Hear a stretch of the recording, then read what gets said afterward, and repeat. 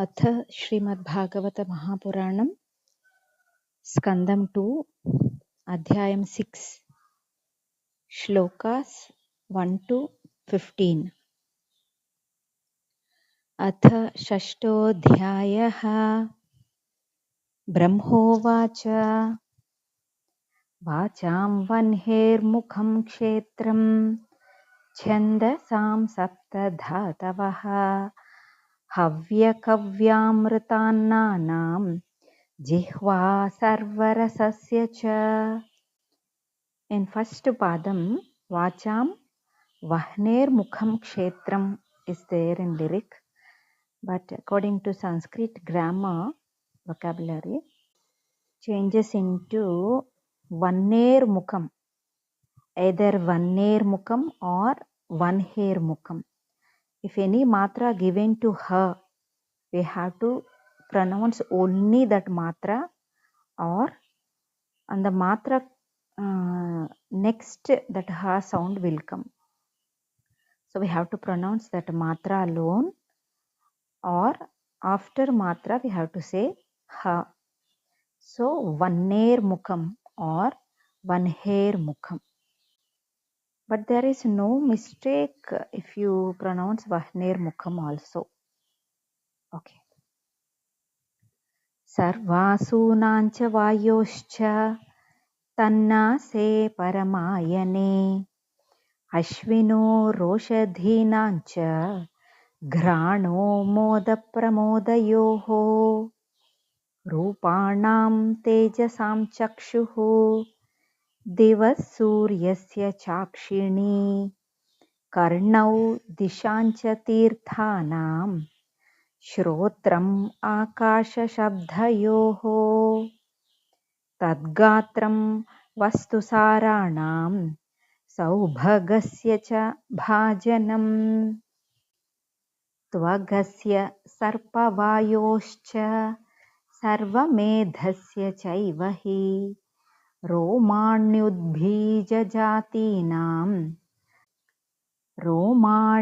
उद्बीजजातीनां यैर्वा यज्ञस्तु सम्भृतः केशश्मश्रुनखान्यस्य शिलालोहाभ्रविद्युताम् बाहवो लोकपालानां प्रायशः क्षेमकर्मणाम्. So if ksha before visargam is there, means that visargam we have to pronounce complete ha. So fourth padam prayashah kshema karmanam is there. So ksha kshe, so kshe before visargam is there, so we have to say complete ha. Prayashah kshema karmanam. This is the one of the rule.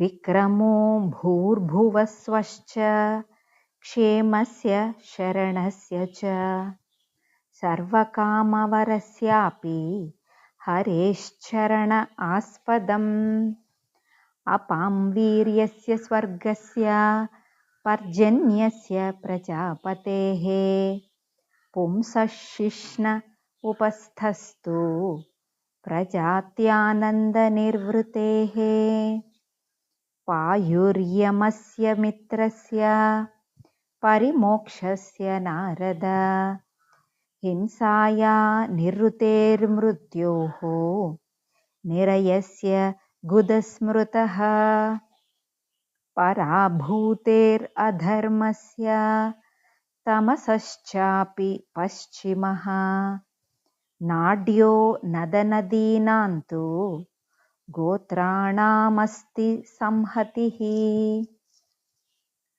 अव्यक्तरससिन्धूनां भूतानां निधनस्य च उदरं विदितं पुंसो हृदयं मनसस्पदम्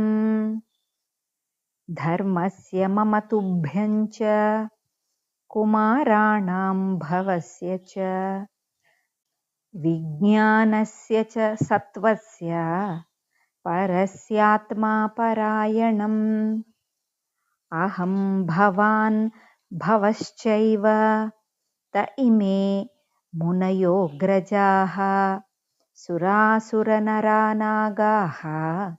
खगामृगसरीसृपाः